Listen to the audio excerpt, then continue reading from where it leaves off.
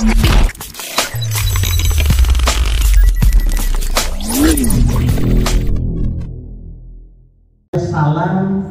kita disapa oleh Allah Subhanahu wa ta'ala dengan sapaan ya ayyuhan nafsul mutmainnah irji'i ila rabbiki radiyatan mardiyah fadkhuli fi ibadi wadkhuli jannati.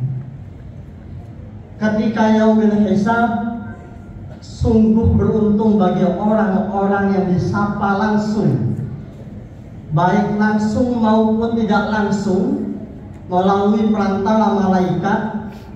Wahai jiwa-jiwa yang tenang, datanglah.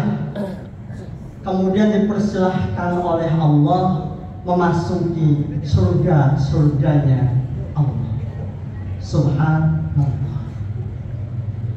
Bukankah ini cita-cita tertinggi kita? Memasuki surganya Allah, tempat yang membahagiakan, tidak ada keluh kesah, tidak ada kesusahan, tidak ada kesulitan, tidak ada air mata, tidak ada perpisahan. Jamaah rahimakumullah, akan tetapi yang namanya surga itu bukan pemberian cuma-cuma. Surga dihadiahkan kepada mereka yang giat bertakwa. Surga diberikan sebagai hadiah kepada mereka yang betul-betul beriman kepada Allah Subhanahu wa ta'ala, yang betul-betul bertakwa kepadanya sehingga menjalankan segala yang diperintahkan dan menjauhi segala apa-apa yang dilarang. Jamaah rahimakumullah, Imam Al-Mundhiri mengutip berbagai hadis yang mengumpulkan amalan-amalan yang akan membawa kita masuk surganya Allah. Amalan yang pertama adalah sudah pasti salat. As-salatu miftahul jannah. Salat adalah kuncinya surga. Salat bukan sekedar gerakan, wahai jamaah rahimakumullah. Akan tetapi salat merupakan ibadah yang amat sangat luar biasa. Ketika kita berdiri menghadap kiblat ketika salat, maka sejatinya kita sedang bercengkrama langsung dengan Allah Subhanahu wa ta'ala. Salat bukanlah rutinitas belaka, akan tetapi salat merupakan bukti keimanan kita. Salat merupakan bukti kecintaan kita kepada Allah Subhanahu wa ta'ala.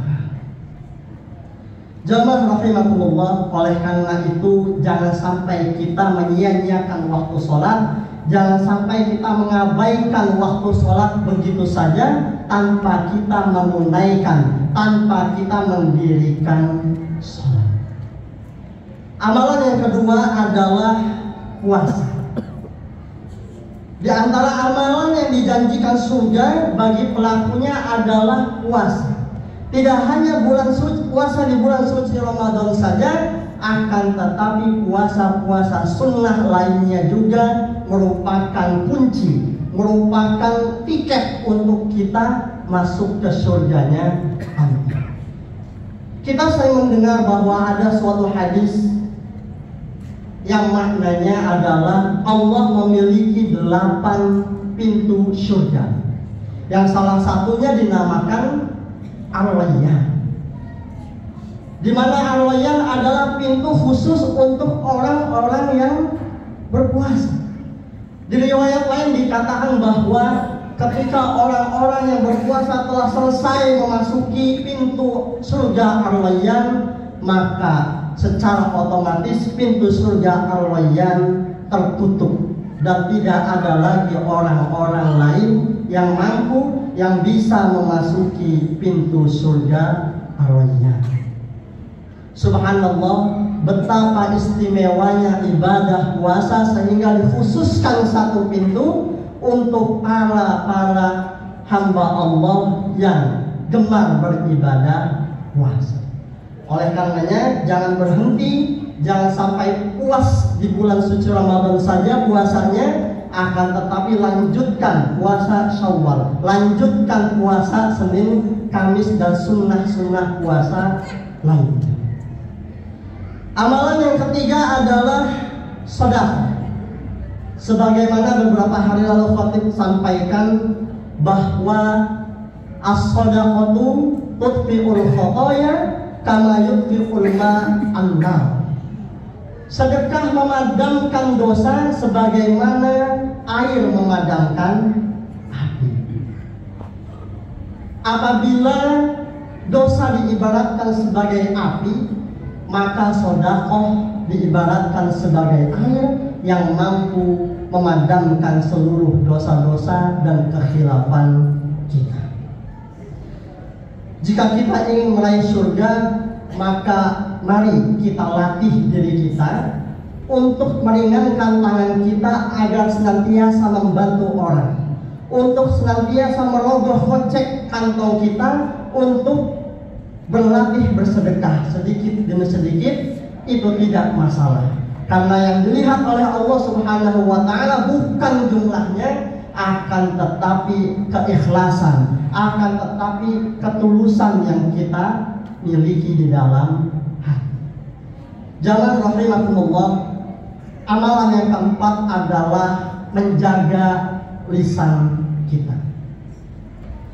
Kita tidak tahu, sadar atau tidak, bisa jadi satu kata yang kita ungkapkan, satu kata yang keluar dari lisan kita bisa menjadi sebab bagi kita untuk masuk surganya Allah, atau sebaliknya menjadi sebab untuk masuk kepada nerakanya Allah.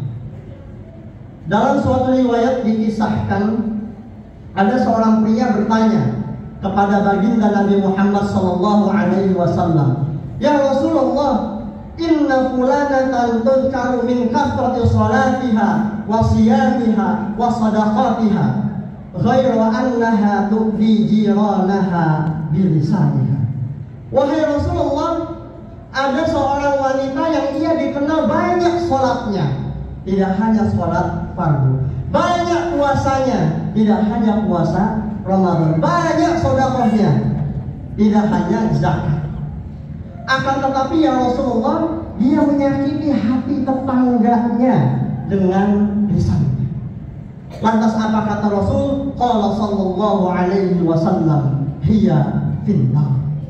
Dia di dalam api neraka. Kemudian pria tersebut bertanya kembali kepada Rasulullah, "Ya Rasulullah, fa inna fulanatan tudkaru min qillati siyamiha wa sadaqatiha wa salatiha." Wahai Rasulullah, akan tetapi ada juga seorang wanita yang ia dikenal sedikit puasanya, hanya puasa Ramadan saja, sedikit sedekahnya, sedikit sholatnya, hanya sholat fardu saja. Wa innaha tatasaddaqu bi afwari min al-aqti, dan dia sedekah hanya dengan sepotong keju. Wala tu'di jiranaha bilisaniha, akan tetapi dia tidak pernah menyakiti hati tetangganya dengan lisan. Lantas apa kata Rasul? Hiya fil jannah, dia penghuni surga. Subhanallah, betapa banyak orang yang jatuh terpuruk oleh karena kesalahan lisannya, karena kesombongannya, karena keangkuhannya, karena perkataannya yang menyakiti hati orang lain. Oleh karena itu, para hadirin yang dirahmati Allah, apabila kita ingin lancar masuk surga, walaupun kita sudah sholat banyak, walaupun kita sudah zakat banyak, sudah sedekah banyak, sudah puasa banyak, Tapi jangan sampai kita terbata-bata masuk surga hanya karena kita menyakiti hati tetangga kita. Yang kelima adalah memaafkan dan menyambung tali silaturahmi. Kata Rasul, Bismillahirrahmanirrahim, la yadkhulul jannata khati'un. Tidak akan masuk surga orang-orang yang memutus tali silaturahmi. Seringkali kita terjebak dengan ego kita. Seringkali kita terjebak dengan amarah kita, sehingga kita enggan untuk memaafkan. Kita enggan untuk meminta maaf. Oleh karenanya, apabila kita ingin masuk surga, maka salah satu jalannya, salah satu amalannya adalah memaafkan orang lain. Karena apa? Karena Allah menjanjikan sesuatu yang indah bagi siapa-siapa saja yang mudah untuk memaafkan orang lain. Yang keenam adalah sabar. Jalan menuju surga tentu tidaklah mudah. Tentu butuh perjuangan.